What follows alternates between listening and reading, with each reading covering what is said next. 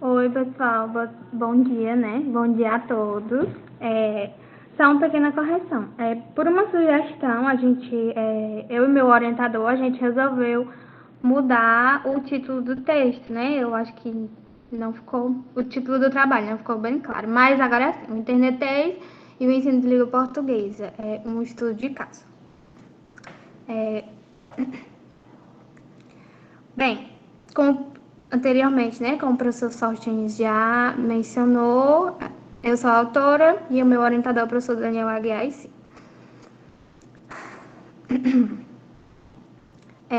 Como Mamed Neves bem menciona, as novas gerações estão integradas a uma cultura em formação, na qual a convergência das mídias vem transformando seu modo de viver e de ver o mundo. Então, como sabemos, né, atualmente, boa parte dos jovens eles têm acesso às mais variadas tecnologias. E isso vai de simplesmente mandar uma mensagem de texto ou até mesmo como mandar alguns outros eletrodomésticos, né? Porque boa parte da população possui acesso a essas mídias digitais, né?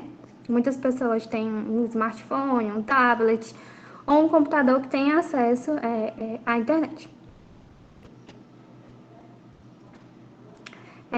E daí vem essa questão do internetês. Por quê? É, Atualmente também o texto escrito já deixou de ser apenas um texto escrito, né? Como a gente sabe, hoje em dia a gente tem muita pressa, né? As pessoas têm muita pressa, é uma correria muito grande no dia a dia. E mandar uma mensagem de texto já deixou de ser só mandar uma mensagem de texto, né? Por exemplo, quando eu estou inserido em uma conversa com alguém, eu quero dizer que eu estou, como a gente diz aqui no Ceará, né, achando graça. Eu estou rindo de uma certa coisa. Mas eu não quero dizer isso com um texto. Então, eu posso fazer uso daquilo que chamamos de internetês, né? Que o internetês é tido por Eusenkranich como uma modalidade de expressão e linguagem que faz uso em larga escala de palavras cifradas, estrangeirismos, neologismos, siglas, abreviaturas, desenhos, ícones, símbolos e necessita de codificação de emoções, né? Como os risos que eu bem mencionei anteriormente. Só um minuto, gente.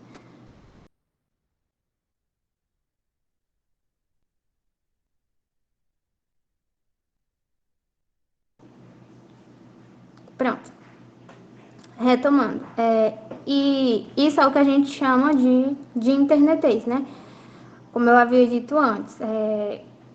Pode ser apenas um amontoado de palavras, né? Como o kkk, ou contigo, o VC. Mas eu também posso fazer uso de alguns símbolos que a gente tem de mais atual, né? Não sei se é mais atual também. As figurinhas, né? Eu quero dizer que eu tô rindo, e aí eu posso simplesmente mandar uma figurinha que tá achando graça para uma pessoa. Pelo fato de que eu quero ter que ser rápida e dinâmica na minha conversa. Levando em consideração também o que é dito por Lopes, né?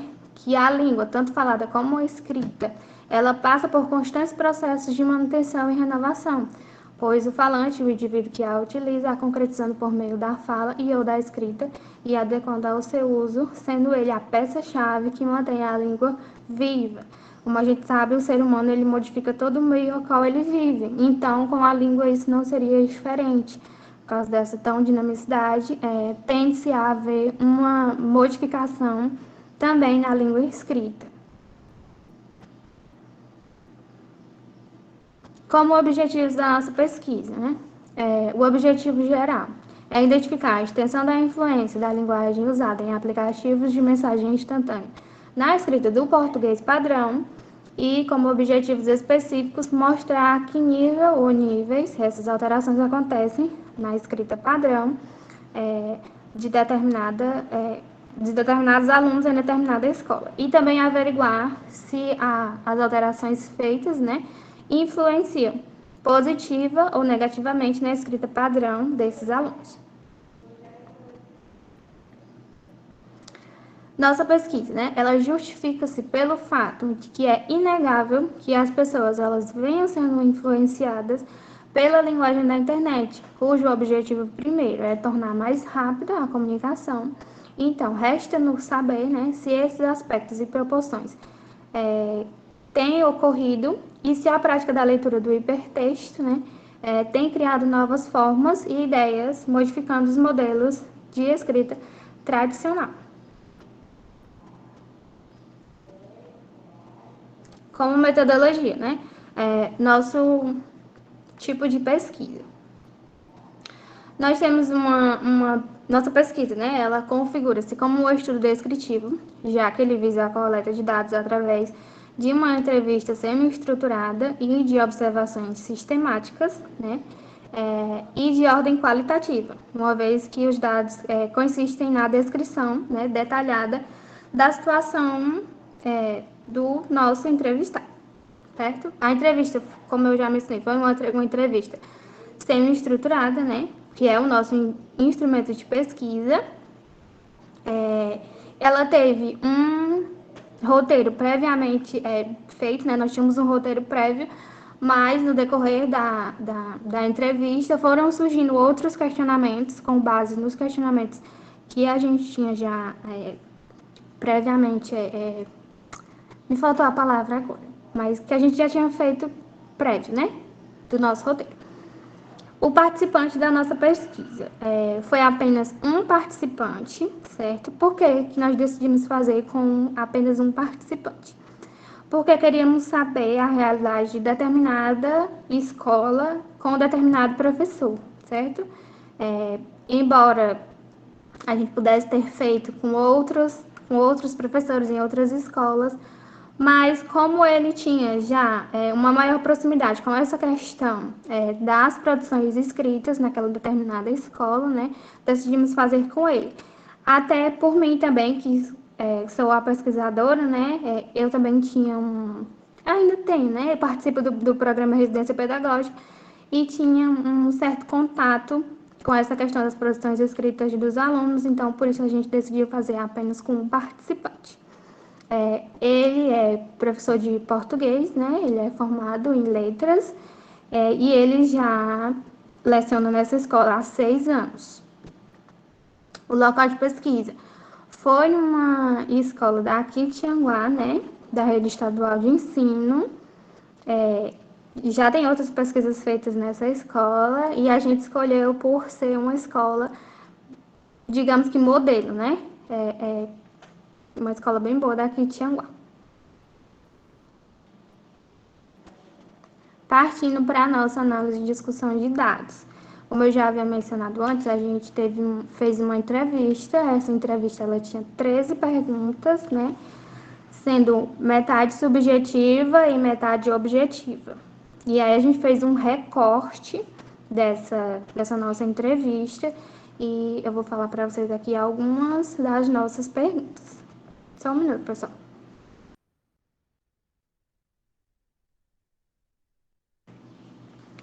Então, a primeira pergunta, né? Levando em consideração os direcionamentos das matrizes curriculares, qual o tipo de produção escrita seus alunos realizam com maior frequência? P1 ele relatou, né? A gente vai esquecer de mencionar. O professor ele não vai ser identificado aqui e nós vamos chamá-lo de P1. P1 ele relatou que existe uma dinâmica a ser seguida em cada ano de ensino, no que diz respeito às produções escritas. Ele detalhou que, ao ingressar, o aluno participa de diversas discussões no que se refere ao funcionamento das produções escritas. Após a devida familiarização, no ano seguinte, introduz a questão de tipo e gênero textual. E, por fim, no último ano, por causa dos direcionamentos para o Exame Nacional do Ensino Médio, que é o Enem, o foco é voltado para as produções dissertativas argumentativas. Todavia, esse fato não diz respeito a 100% das produções, pois a instituição também prioriza o trabalho de tipo e gênero no último ano de ensino. Então, o que é que ele quis dizer?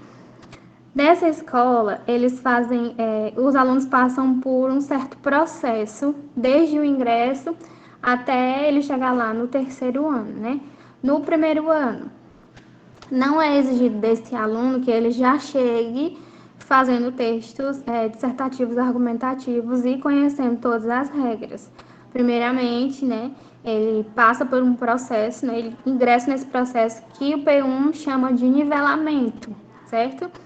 Que é quando, no primeiro ano, ele promove uma série de discussões, leituras de textos, na qual vai dar embasamento a esse aluno.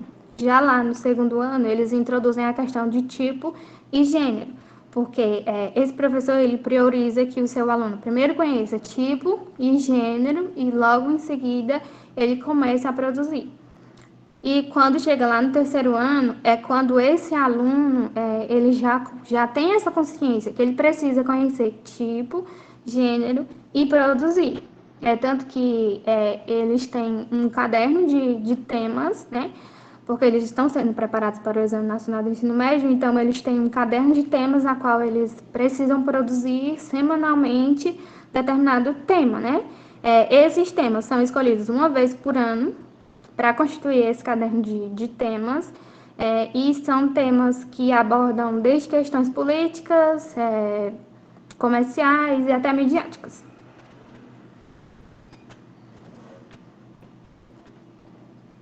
Em relação, né, ao internetês, o P1 foi indagado. Assim, você acredita que há algum tipo de interferência do internetês nas produções escritas de seus alunos? Se sim, quais ou qual ou quais níveis, né? Nível ou níveis. Em resposta, P1 ressalta que alguns alunos ainda levam para as produções escritas, por exemplos bastante comuns, né? De textos virtuais, como o VC e o também, que Mercado 2010 considera como internetês com características silábicas. O que seria esse internetês com características silábicas? Seria um internetês a qual apenas algumas letras, né, elas permaneçam e outras sejam suprimidas, né? Basicamente, a regra é que o valor consonantal permaneça. P1, ele... Pronto. P1 acata tais P1 não acata tais ocorrências, né, tais interferências como internetês.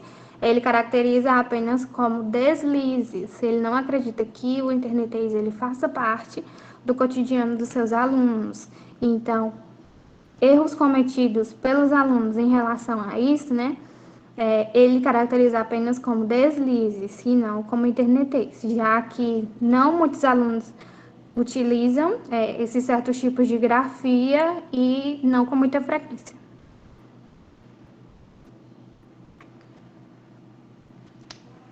Como outra pergunta, né? O que você poderia citar como possíveis causas para esses tipos de problema, interferência ou erros?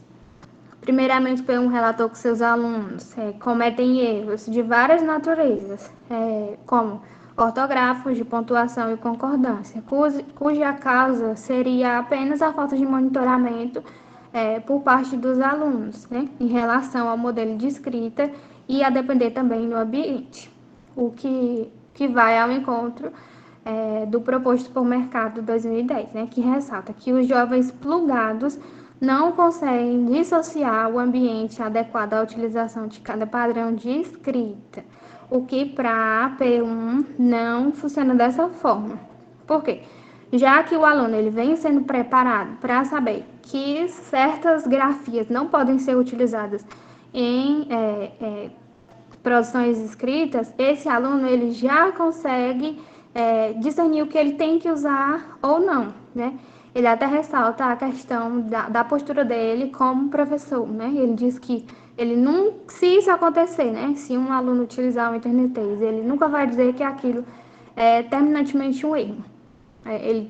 Primeiro ele diz, você não pode utilizar certas grafias aqui nas produções escritas, né?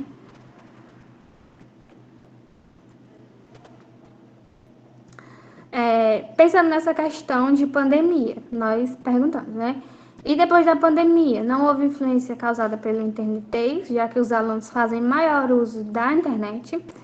P1 relatou que, embora tenha observado no chat durante as aulas ou também no WhatsApp comportamentos mais tranquilos, sem correção e pontuação, nas produções ou redações, eles seguem rigorosamente o padrão. Além disso, ele classificou pequenos erros presentes nas produções como desvios e não como erros,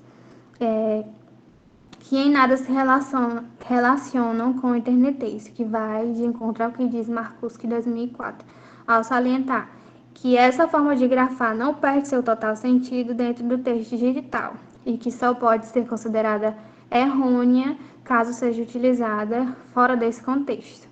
É o que ele leva para a vida em relação quando ele vai corrigir os seus alunos, né? Ele diz que tenta conscientizar que os alunos podem sim utilizar o internetês, mas que seja fora do contexto das produções escritas. Por exemplo, no chat, né, ele diz que não se incomoda, que isso para ele não é um erro.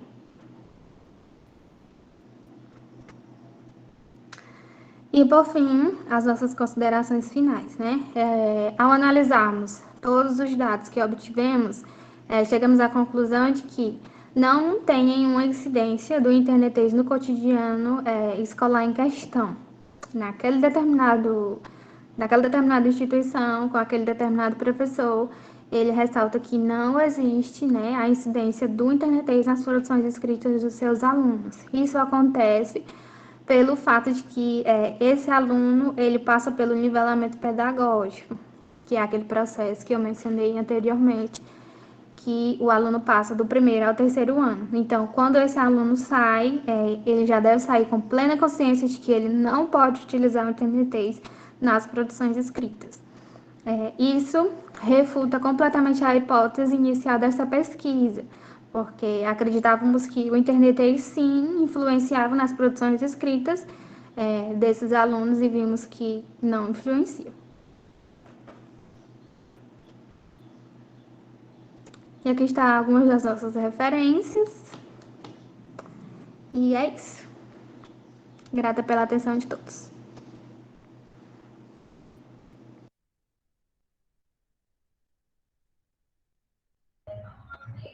Valeu, Ana Paula, obrigado. Gente, desculpa aí pelo barulho, viu? Tá passando agora um carro de som aqui na rua e tem uma parede aqui do lado sendo furada, mas eu vou tentar falar para vocês mais próximo possível para não ser tão interrompido pelo barulho externo. Então, dar os parabéns à Ana Paula pela apresentação dela, fazer só algumas pontuações aqui importantes sobre o trabalho e depois até pedir que ela comente um pouquinho sobre um ponto que me chamou a atenção. Assim, a meu ver, uma das maiores contribuições que o trabalho da Ana Paula oferece é essa reflexão que contribui para a desmistificação de que muitas vezes os alunos misturam os tipos de variação e acabam não sabendo distinguir onde usar uma certa variação e onde não usar, né? E aí a pesquisa dela comprova que esses alunos, na sua grande maioria, pelo que ela observou, pelo que ela se sistematizou na pesquisa, sabem distinguir, e o chamado internetês não é assim, esse bicho de sete cabeças, como muita gente ainda acredita que seja, né? Mas algumas coisas, assim, a princípio, chamam a atenção. Primeiro, a escolha de ser só um professor. A princípio, a gente fica assim, poxa, mas só um professor, né? Não seria legal dois para estabelecer uma comparação e tal, mas aí eu penso, né, que isso acaba sendo justificado metodologicamente, porque no título que inclusive a Ana Paula mudou aí com o orientador, eles colocam depois dos dois pontos um estudo de caso, né? Então isso faz toda a diferença para acabar justificando a escolha de um professor numa determinada escola, porque é aquele caso que eles estão observando e, por sua vez, trazendo à luz os resultados e reflexões acerca dessa observação, né?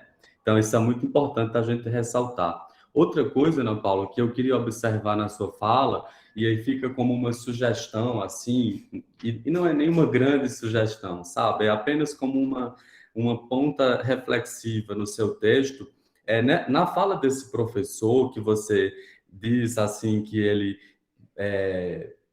parece que ele tem uma preocupação muito grande em fazer com que os alunos reconheçam a diferença entre tipo e gênero textual.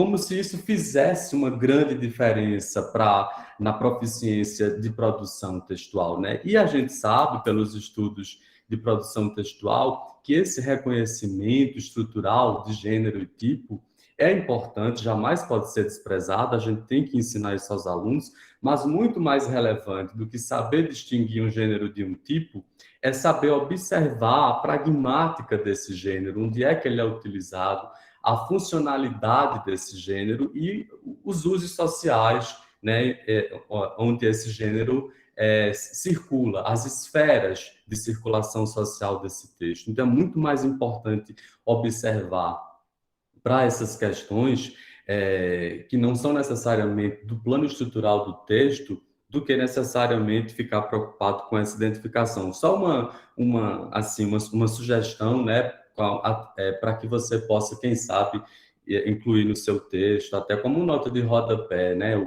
professor demonstra essa preocupação, mas, no entanto, é mais relevante se preocupar com o uso social desse texto, né? Fazer os alunos perceberem as questões discursivas que permeiam os usos desses textos, desses gêneros. Porque a gente sabe que um gênero textual nunca vai ter só uma tipologia, né?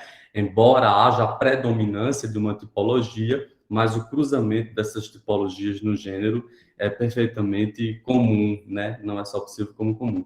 E é isso. E quanto à pergunta que eu queria saber, Ana Paula, é justamente em relação a essa escolha de um professor, como foi, se vocês em algum momento pensaram em estender um pouco mais essa análise, se pensaram em fazer um estudo comparativo, depois perceberam que era melhor focar no estudo de caso, para você falar um pouquinho só mais sobre o seu percurso metodológico, sobre essa escolha, né?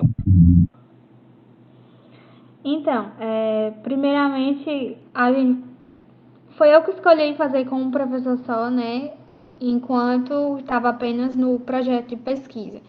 Logo quando eu procurei o professor Daniel para ser o meu orientador, a gente pensou em fazer um estudo comparativo, mas aí, do meio para o fim, a gente decidiu fazer um estudo de caso, pelo fato de que eu tinha uma maior proximidade, né? Por estar inserida no residência pedagógica, então seria mais conveniente fazer apenas com esse professor, né?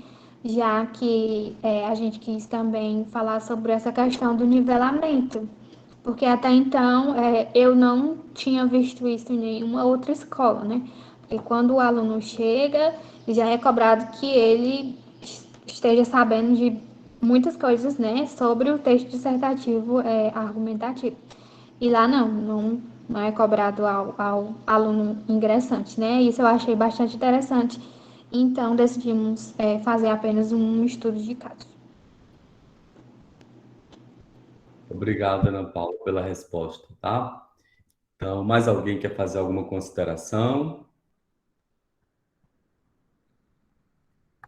Ninguém mais? Eu quero considerar. Então, manda aí.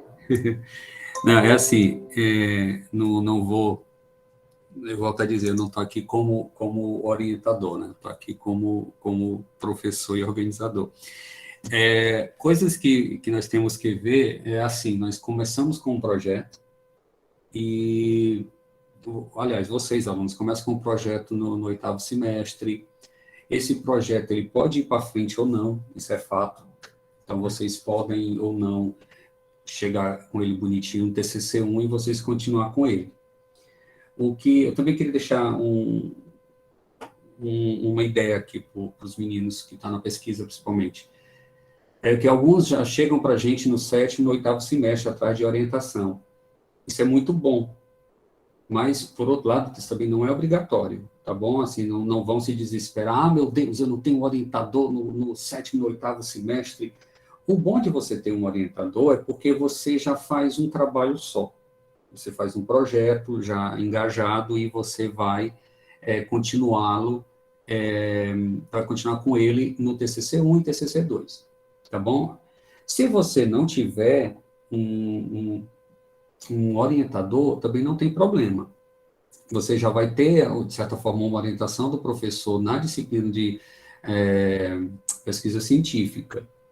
Esse projeto, ele pode ou não modificar, tá bom? Eu só quero que vocês fiquem bem cientes disso. Vocês podem continuar, às vezes você pode, não, isso aqui realmente não deu certo, vamos começar do zero. Por que eu estou falando isso? Pesquisa como da Ana Paula e como de outras, se pensou de uma forma, aí continuou o ensino remoto, aí impossibilitou outras coisas, aí nós temos que adaptar, temos que fazer adaptações. Então, acho que quase todas as pesquisas mostradas aqui, vocês viram que tiveram que fazer algumas adaptações, ou no número de participantes, ou na forma que você vai cobrar. Era um questionário, virou uma entrevista, virou um questionário, era em todas as escolas da região de Xanguá, não, ficou só numa, ficou em duas, ficou com vários professores. Então, isso, nós estamos aqui para mostrar para vocês que não se desesperem se o negócio não sair de acordo com o que estava planejado, tá bom? Isso vocês se adaptam. E outra coisa, falando que isso não foi planejado, mas vocês estão vendo que as pesquisas de hoje, elas estão na mesma temática da linguística, e elas se comunicaram. Então, uma que complementou outra. Então, uma começou a falar de internetês, a outra continuou. Uma foi do ponto de vista do professor, outra do ponto de vista do aluno. Então, se comunicaram. Eu não tinha nem parado para poder ver isso aqui direito. Quando eu olhei, eu disse, não, elas estão se comunicando. E basicamente é isso. Eu acho que queria só comentar. Queria dar os parabéns para a Ana Paula, agradecer também. A Ana Paula já está dizendo aí quando é que vai ser a apresentação dela, passando essa semana daqui a 2 semanas, se eu não me engano, né? Uma coisa assim. E é isso. Enquanto calar-me-ei, mas tem outras coisas para eu comentar aqui de outras coisas, tá? Vou voltar para cá. Obrigado. Tá. Valeu, eu só queria agradecer aqui, Daniel, pedindo a palavra, e daí eu passo para você finalizar. Queria agradecer, gente, a presença de todas e todos vocês, tá? Para mim foi uma alegria ficar aqui nessa manhã com vocês, fazendo um pouco aí dessa costura desses trabalhos. Eu que sou muito mais, assim, dos estudos literários do que dos estudos da linguística, mas o meu mestrado de certo modo, aproximou um pouco a linguística da literatura, e eu gosto muito de linguística, embora não seja a minha área de preferência inicial, né? Mas vou aprendendo muito, com certeza, aprendi muito aqui nessa manhã, então queria agradecer demais e que a gente tenha outras edições de uma semana científica tão ou mais rica do que essa, né? Se for igual a essa, já será muito bom, tá certo?